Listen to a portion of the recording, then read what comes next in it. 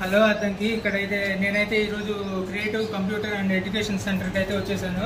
ఇది వచ్చేసరికి government hospital back side అయితే ఉంది. ఇక్కడ చిన్నపిల్లలకి కంప్యూటర్ కోర్స్ అనేది నేర్పిస్తారనమాట.